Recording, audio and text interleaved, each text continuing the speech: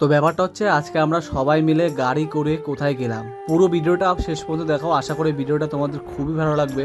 আর দেখো যাওয়ার পথে আমাদের সঙ্গে এটা কি হলো। হ্যালো বন্ধুরা, আমি অভয় আর তোমরা দেখছো অভয় কামনা ব্লগস। আরো একটি নতুন ভিডিওতে তোমাদের সবাইকে স্বাগতম। আর আজকে দিনটা ছিল কিন্তু মঙ্গলবার, তাই সকাল সকাল আমরা সবাই মিলে বেরিয়ে পড়লাম গাড়ি নিয়ে।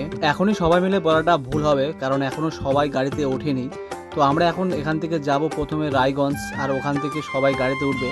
তারপরে আমরা ওখান থেকে আরেকটা জায়গায় যাব, যেটা তোমাদের ভিডিওর মাধ্যমেই দেখাবো। তো যাই হোক, দেখতে দেখতে আমরা পৌঁছে গেলাম গাজল। আর তোমরা ভাবছো হয়তো আমরা এখন হেঁটে হেঁটে কোথায় যাচ্ছি।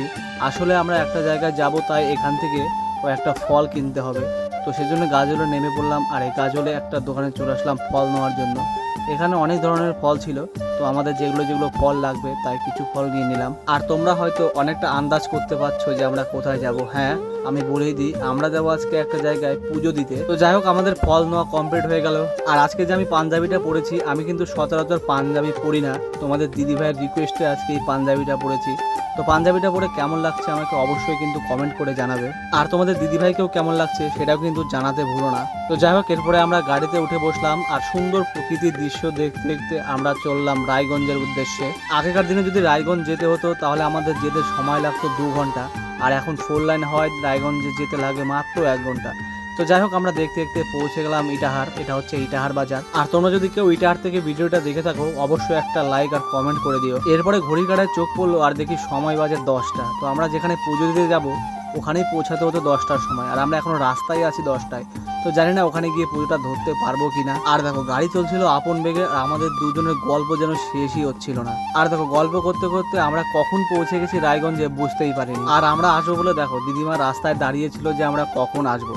তারপরে দিদিমার সঙ্গে একসঙ্গে বাড়িতে ঢুকলাম, আর এসে শালির ঘরে বসে বললাম কতদিন পর শালির সঙ্গে দেখা, তাই শালির সঙ্গে একটু গল্প গুজব করছিলাম। আর হ্যাঁ, আমাদের সঙ্গে কিন্তু ও যাবে। তো যাই হোক, সবাই তাড়াহুড়ো করে রেডি হয়ে আবারও বেরিয়ে পড়লাম সেই জায়গার উদ্দেশ্যে। আর হ্যাঁ, বলে দিই, আমরা যেখানে যাচ্ছি সেই জায়গাটার নাম হলো বাহিন। তোমরা হয়তো অনেকেই নাম শুনেছো, আবার শোনোনি। আমার জীবনের প্রথম যাচ্ছি এই জায়গাটায়, শুনেছি নাম অনেকদিন আগেই। আর আমাদের সঙ্গে যাচ্ছিল আমার শাশুড়ি মা, দিদিমা, বড় মামি আর আমার শালি। তো আমরা 5-7 জন মিলেই বেরিয়ে পড়লাম সেই জায়গার উদ্দেশ্যে। আর দেখো, রানীগঞ্জ থেকে রায়গঞ্জ আসার সময় তোমাদের দিদিভাই মাঝখানে বসেছিল গাড়ি, আর এখন পেছনে বসেছে জন্য ওর নাকি খারাপ লাগে। সত্যি, গাড়ির পেছনে বসতে আমারও খারাপ লাগে। খারাপ বলতে কেমন যেন বমি বমি পায় গাড়ির ভেতরে। রায়গঞ্জ থেকে বাহিন যেতে সময় লাগবে মাত্র 1 ঘন্টা, কিন্তু মামি বললো রাস্তা যদি জ্যাম থাকে তাহলে নাকি 12টায় বেজে যাবে, মানে কখন পৌঁছাবো তার ঠিক নেই। তো যাই হোক, যেটা কথা সেটাই হলো। দেখো, এখন ছিল অফিস টাইম, আর রাস্তায় জ্যামটা একবার দেখো। আমরা ফেসে গেলাম একদম জ্যামের মধ্যে। আর আজকে কিন্তু রোদ্রু ছিল না, কিন্তু গরমটা ছিল খুব প্রচণ্ড। দেখো, গাড়ির মধ্যে আমরা সবাই পুরো ঘেমে টেমে অস্থির, তার মধ্যে এত জ্যাম, জানি না কখন পৌঁছাবো সেই বাড়িতে। তো যাই হোক, কোনো মতো জ্যাম থেকে বেরিয়ে আসলাম আমরা। আর আসতেই দেখো আবার ঘটলো আমাদের সঙ্গে আর একটা দুর্ঘটনা। মানে আমাদের গাড়ির সামনের চাকাটা নাকি লিক হয়ে গেছে, বড় একটা তার কাটা ঢুকে গেছে। তো এখন এটা আবার ঠিক করতে হবে। তো আমাদের যেতে আজকে সত্যি অনেকটাই লেট হয়ে গেল। তো অবশেষে আমরা পৌঁছালাম সেই বাড়িটাতে। এই যে সামনে যে বাড়িটা দেখতে পাচ্ছ, এই বাড়িটাই।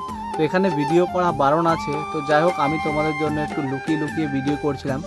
আর এখানে দেখতে পাচ্ছ 3, 4, 5, 6, 7, 8 অনেক রকম ঠাকুর দেবতা সব রয়েছে এই বাড়িতে। আর আমরা গিয়ে শুনলাম উনি নাকি পুজো করে এর আগে উঠে গেছেন অনেকক্ষণ আগেই। তো যাই হোক, আমরা অনেক রিকোয়েস্ট করলাম ওনাকে, তারপর উনি আবার পুজো দিতে বসলেন আমাদের জন্য।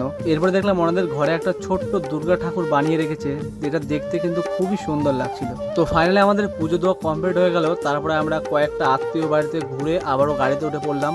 তো আজকের ভিডিওটা ছিল এই পর্যন্ত। ভিডিওটা ভালো লাগলে অবশ্যই একটা লাইক কমেন্ট শেয়ার করে দিও। দেখা হবে একটি নতুন ভিডিও নিয়ে। ততক্ষণ ভালো থেকো, সুস্থ থেকো, বাই বাই।